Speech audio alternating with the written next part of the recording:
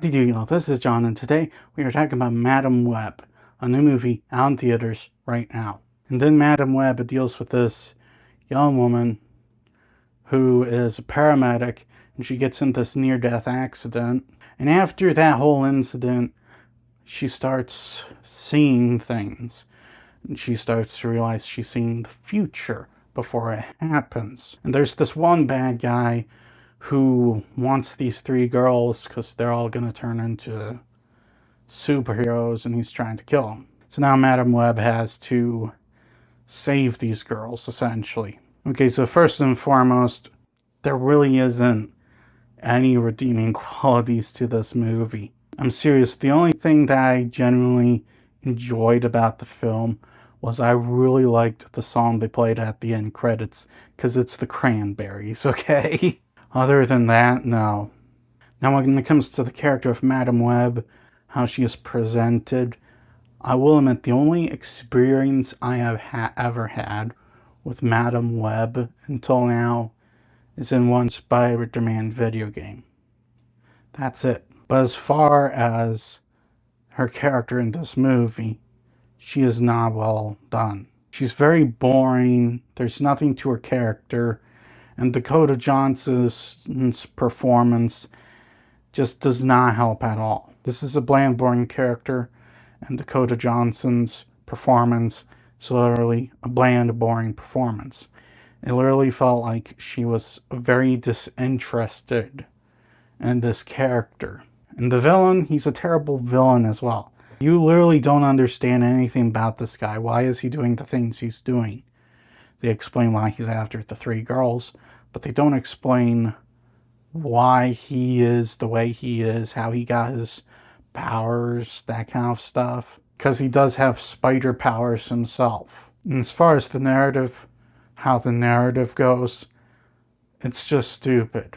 The movie goes from point A to point B to point C to point D to point E at a snail's pace. I'm serious, this movie felt like it was twice as long as it was.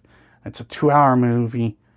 It felt like 4. Now with the special effects, well, they're the least bothersome thing in the movie. They are still poor.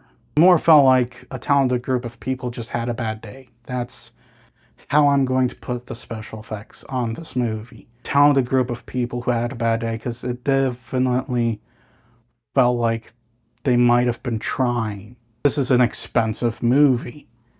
They had the resources. Maybe they just didn't have the time. I don't know. Which is why I'm saying it felt like they were a talented group of people.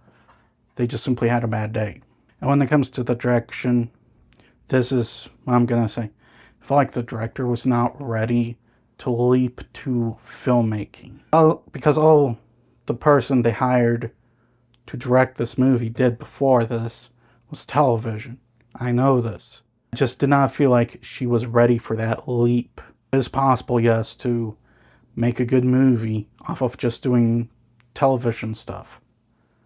David Yates did this with Harry Potter. Before Harry Potter, he directed television. They hired him to direct the 5th Harry Potter movie, and he did a good job.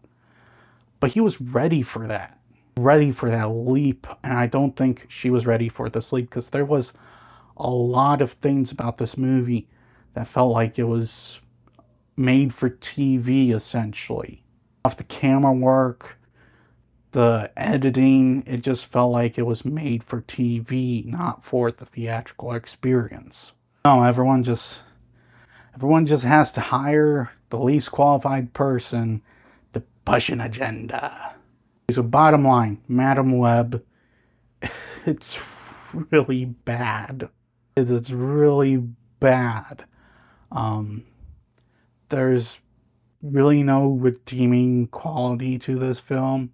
Acting's bad, the characters are bad, the special effects are bad. Although they could have been worse, I'll say that. Direction was atrocious. This movie, this entire film, is something I cannot recommend at all. It's definitely one of the worst movies I've seen this year. I'm going to give Madame Web a 1. That's all the time I have for today. Please Hit the like button if you enjoyed this video. Please also subscribe if you're new to the channel. And as always, please remember, the Burdetsky will